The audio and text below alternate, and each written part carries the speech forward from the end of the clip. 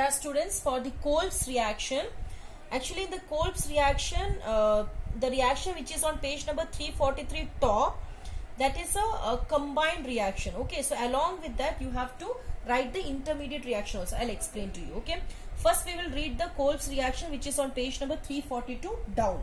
So what they say, phenoxide ion generated by treating phenol with sodium hydroxide. Okay, so first we will generate the phenoxide ion, right? So what they are saying, you take phenol, okay, you take phenol, okay, and treat it with what? Sodium hydroxide, NaOH. This is the first step, okay, first equation on page number 343. So you will get a phenoxide ion. This is called as phenoxide ion. That is, this H will be replaced, instead of that Na will go and sit, right? So this is the phenoxide ion. This is the phenoxide ion, okay. Yeah.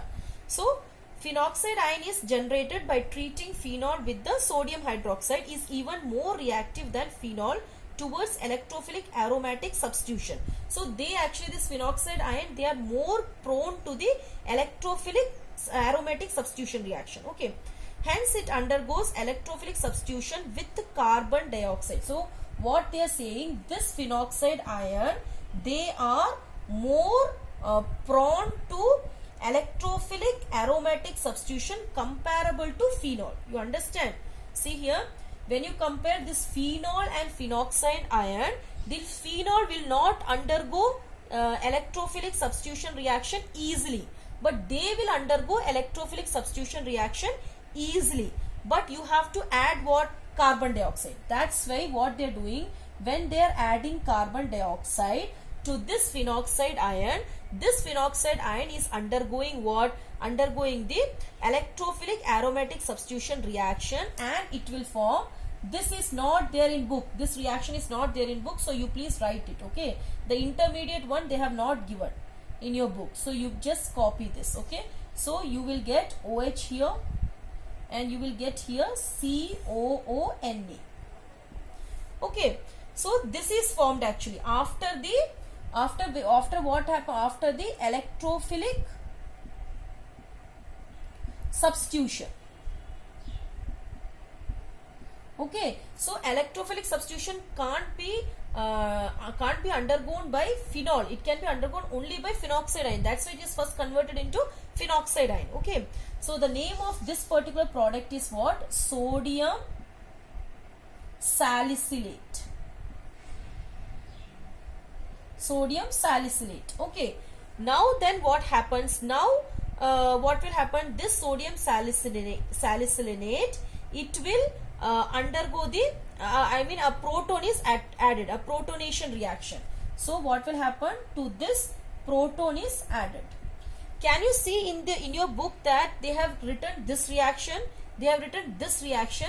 After that they have written a reaction in which they have put H plus on the top, CO2 down. So with the CO2, actually this is the reaction, okay. So don't put again here CO2, because CO2 reaction we have shown here.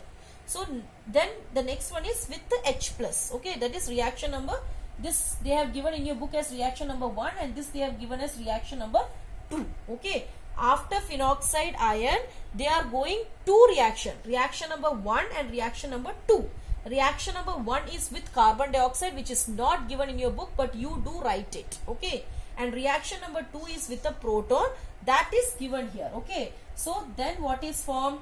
You will get OH here, COOH here, okay, and the name of this is actually salicylic acid.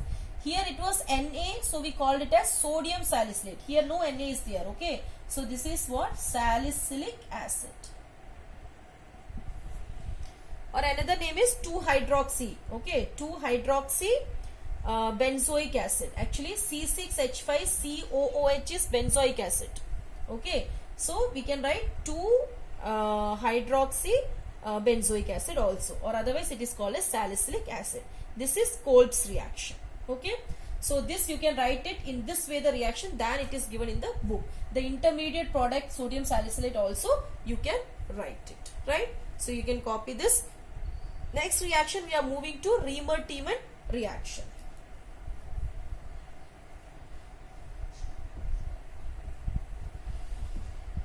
Riemer-Tiemann reaction.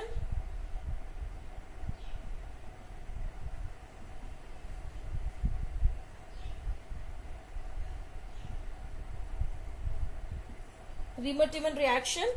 Okay, so here what they are doing, they are treating the phenol with chloroform. Okay, they are treating the phenol with chloroform. Okay, CHCl3 is chloroform, and even they are using aqueous NaOH also. Okay, NaOH aqueous also. So when you treat the phenol with chloroform in the presence of the sodium hydroxide, a CHO group is introduced at ortho position of benzene. Okay, benzene ring. So what they are saying that CHO group, okay, a CHO group is introduced at the ortho position of the benzene ring. This reaction is known as the Riemer-Tiemann reaction. So it has actually many intermediate. When you react the chloroform with the phenol, an intermediate form is formed, an intermediate product is formed, which is given in the bracket in your book. So how it is? Like this. So here this H will be replaced by Na. Okay, okay, Na, and here you will get CHCl2.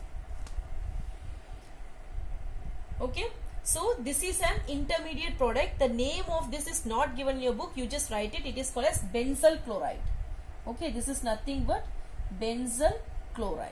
It's an intermediate product. Okay, then after that what is happening, again this is treated with NaOH, okay, and water.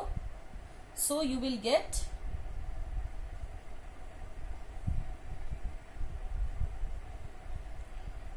ONA, the same, okay, and you will get CHO.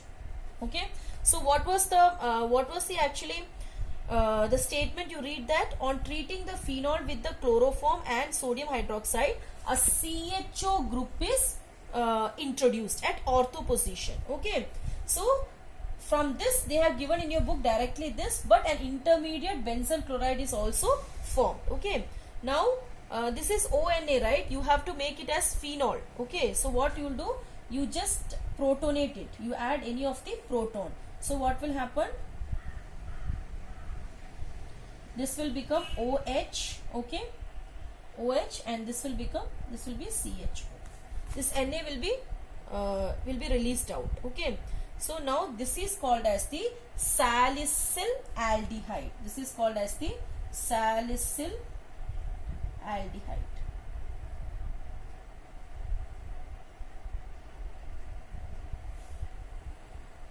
Okay, so actually what is Riemer-Tiemann reaction?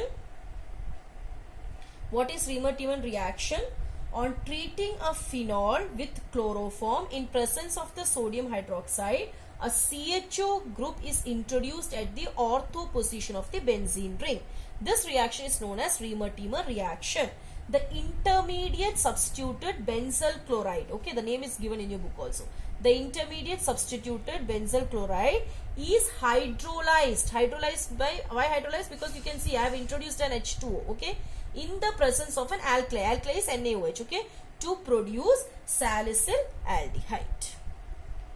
Understood? So this is Riemer-Tiemann reaction. See, most of the reactions you need not have to by heart the theory. Okay, if you know the reaction, you can write on your own. So how can you write this on your own? When the phenol is treated with chloroform and sodium hydroxide and CHO group, okay, is introduced at the ortho position of the benzene. Okay, an intermediate product benzyl chloride is formed, which is hydrolyzed. Okay, which is hydrolyzed to form what? Salicyl aldehyde. That's all. You can write on your own. The must thing which you have to practice is the reaction. Right.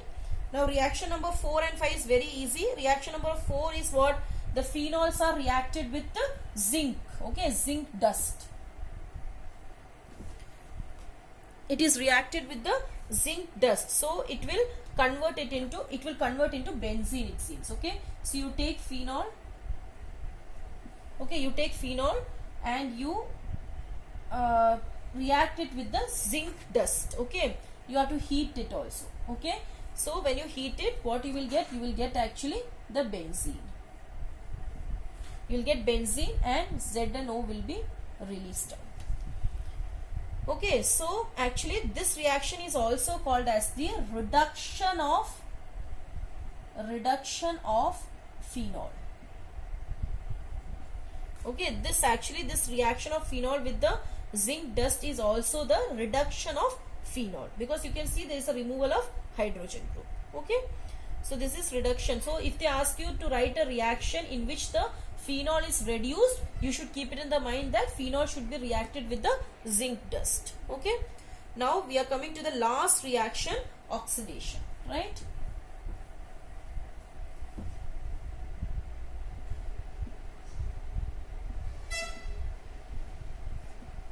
Oxidation. Okay, so now what will happen when you oxidize the phenol?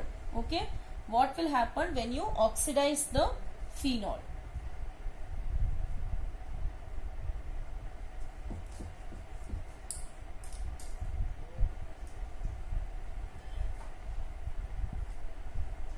So phenol you have taken, you are going to oxidize it, right? So oxidation of phenol with chromic acid.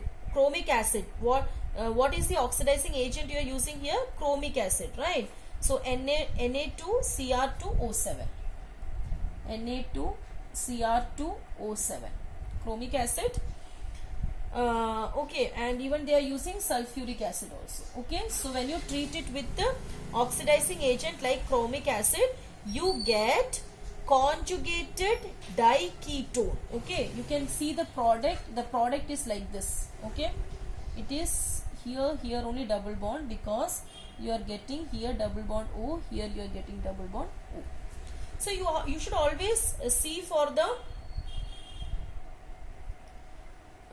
see this double bond you are putting, right? You should not get confused over here. If you see this particular carbon, it has 1, 2, 3, 4. Okay, carbon should have 4 valencies, right? So okay, then when you see this carbon, it will have 1, 2, 1 should be outsided. Okay, it will be connected with something else, and here should be 4.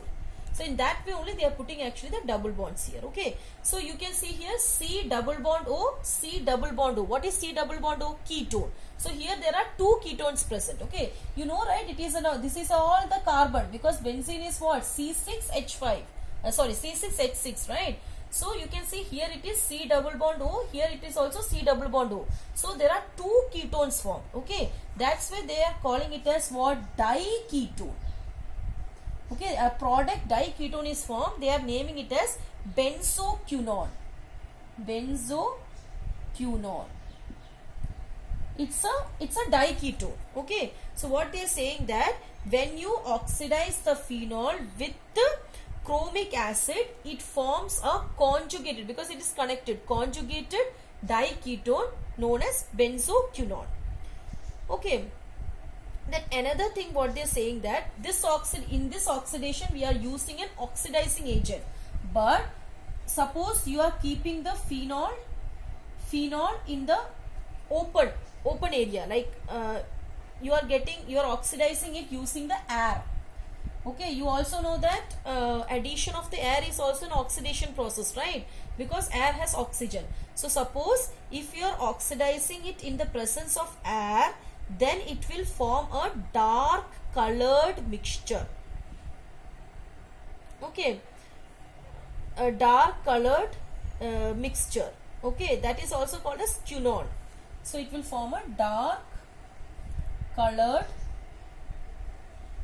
colored mixtures which consist of quinones.